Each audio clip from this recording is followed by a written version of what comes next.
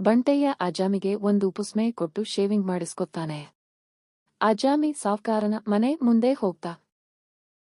ಇವತ್ತು ಕೂಡ ಆ ಬಂಟಯ್ಯ ಬಂದು ಒಂದು ಪುಸ್ಮೆ ಕೊಟ್ಟು ಶೇವಿಂಗ್ ಮಾಡಿಸ್ಕೊಂಡು ಹೋದ. ನಮ್ಮೂರಲ್ಲೊಬ್ಬ ಅವನೇ ತಿರ್ಕೆ ಸಾವ್ಕಾರ ಅನ್ಕೊಂಡು ಹೋಗ್ತಾನೆ. ಸಾವ್ಕಾರ ಬಂಟಯ್ಯನ ಹೆಂಡತಿಯರನ್ನು ನೋಡಿ ಇವನು ಅವರ ಮೇಲೆ ಆಸೆಪಟ್ಟು ಹೇಗಾದ್ರೂ ಮಾಡಿ ಆ ಬಂಟಯ್ಯನಿಗೆ ಒಂದು ಗತಿ ಕಾಣಿಸಿ ಇವರ್ನೆಲ್ಲ ನನ್ನೋರನ್ನಾಗಿ ಮಾಡ್ಕೋಬೇಕು ಅಂತ. ಮತ್ತೆ 3 ದಿನ ಬಿಟ್ಟು, ಏ ರಂಗ, ಬಂಟಯ್ಯನ ಕರೀಲಾ ಇಲ್ಲಿ. ಈ ಸಲ ಇದೆ, ಅವನಿಗೆ ಏನ್ ಕೇಳೋದ್ರು ತರ್ತಾನೆ. ಇವತ್ತು ನಾನ್ ಕೇಳೋದ್ನ ಅದು ಹೇಗ್ ತರ್ತಾನೆ ನಾನ್ ನೋಡ್ತೀನಿ. ಕೈಯಲ್ಲಿ ಬಂದು ತಿನ್ನೋಕು ಏನೂ ಇಲ್ದೆ ನನ್ನ ಹತ್ರ ಬಂದಿದ್ದೋನೋ ಇವತ್ತು ಇಷ್ಟು ಚೆನ್ನಾಗಿರೋ ಮನೆ ಕಟ್ಕೊಂಡು, ಒಂದಲ್ಲ ಅಂತ 4 ಜನ ಅಷ್ಟು ಚೆನ್ನಾಗಿರೋ ಹೆಂಡ್ತಿರ್ನ ಮಾಡ್ಕೊಂಡು ನಮ್ಮೂರಲ್ಲಿ ನನ್ ಮುಂದೆನೆ ಬೆಳೆದು ಬಿಟ್ನಲ್ಲ. ಏನ್ ಸಾವ್ಕಾರೆ? ಬಾ ಬಂಟಯ್ಯ ಬಾ. ಏನ್ ಬರೋಕ್ ಹೇಳಿದ್ರಿ? ಏನಾಗ್ಬೇಕಿತ್ತು? ಬಂಟಯ್ಯ, 3 ರತ್ನದ ಕಲ್ಲು ಕೊಟ್ಟೆ, 3 ಗೆಜ್ಜೆನೂ ಕೊಟ್ಟೆ, 3 ಪುಸ್ಮೆನೂ ಕೊಟ್ಟೆ. ನಾನ್ ಕೇಳಿದ್ದು ಎಲ್ಲಾ ಕೊಟ್ಟೆ. ಎಲ್ಲ ಸೇರಿದ್ರೆ 9 ಆಗುತ್ತೆ.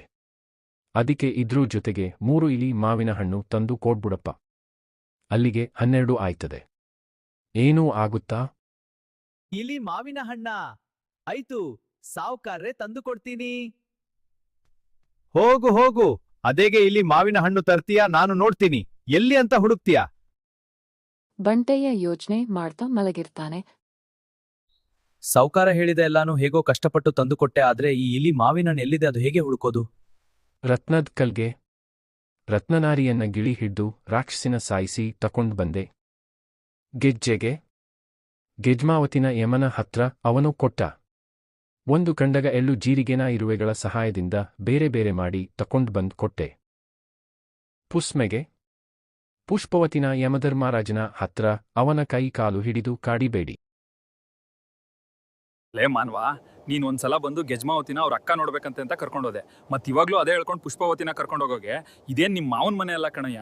ಯಮ ಇರೋದು ನಿನ್ ಬಂದ್ ಕೇಳ್ದಾಗೆಲ್ಲ ಕಳ್ಸೋದಿಕ್ಕಾಗಲ್ಲ.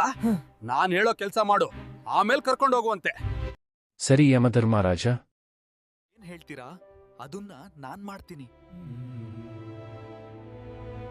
ಅವನು ಕೊಟ್ಟ ತೂತು ಮಡಿಕೆಗೆ ನೀರು ತುಂಬಿಸೋ ಕೆಲಸಕ್ಕೆ ಕಪ್ಪೆಗಳು ಹೇಗೋ ಸಹಾಯ ಮಾಡಿದ್ದೋ ಅದನ್ನು ಮಾಡಿ ತಂದು ಕೊಟ್ಟೆ. ಆದ್ರೆ ಇವಾಗಲಿ ಮಾವಿನ ಹಣ್ಣಂತೆ ಅಂದ್ರೆ ಎಲ್ಲಿದೆಯೋ, ಹೇಗೆ ಹೋಗೋದು, ಏನು ಮಾಡೋದು ಒಂದು ಗೊತ್ತಾಗ್ತಾ ಇಲ್ವಲ್ಲ. ಆ ಸಾವ್ಕಾರಂಗೆ ಬೇರೆ ತಂದು ಕೊಡ್ತೀನಿ ಅಂತ ಒಕ್ಕೋಬುಟ್ಟಿ ನೀಚೆ. ಇನ್ನೂ ತರ್ಲಿಲ್ಲ ಅಂದ್ರೆ ನನ್ ಮಾನ ಮಾರ್ವಾದೇನೆಲ್ಲ ತೆಗಿತಾನೆ. ಇಲ್ಲ, ಅದೇನ್ ಆಯ್ತದೋ ನೋಡೋಣ.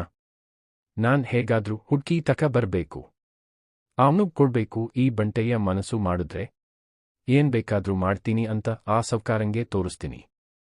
ನನ್ ಕೈಲಿ ಆಗುತ್ತೋ ಇಲ್ವೋ ಅಂತ ಬೇಕು ಬೇಕು ಅಂತಾನೆ ಈ ಸಾವ್ಕಾರ ನಂಗೆ ಇಲ್ಲಿ ಮಾವಿನ ಹಣ್ಣ ತರೋಕ್ ಹೇಳೋನೆ. ಏನೋ ವಿಷಯ ಇದೆ ಎಲ್ಲಿ, ಅದೇನು ಅಂತ ಬಂದ್ಮೇಲೆ ನೋಡದ. ಮನೆಗೆ ಬಂದು ಬಂಟಯ್ಯ ಯಾರಿಗೂ ಹೇಳದೆ ಸ್ನಾನ ಮಾಡಿ ಹೊರಡುತ್ತಾನೆ. ಅವನು ಬೆಟ್ಟ ಗುಡ್ಡ ಎಲ್ಲಾ ದಾಟಿ ಕಾಡು ಮೆಡು ಅಂತ ನೋಡ್ದೆ ಎಲ್ಲಾ ದಾಟ್ಕೊಂಡು ಊರೂರು ಮೇಲೆ ಊರೂರು ತಿರುಗಿ ಹೋಗ್ತಾನೆ ಇರ್ತಾನೆ. ತುಂಬಾ ದೂರ ಹೋಗ್ತಿರ್ತಾನೆ. ಇಲಿ ಮಾವಿನ ಹಣ್ಣು ಎಲ್ಲೂ ಸಿಗಲ್ಲ. ಹುಡುಕೊಂಡು ಹೋಗ್ತಾನೆ ಇರ್ತಾನೆ. ಮುಂದೆ ಒಂದು ಹಳ್ಳಿಯಲ್ಲಿ ಹೋಗ್ಬೇಕಾದ್ರೆ ಅಲ್ಲಿ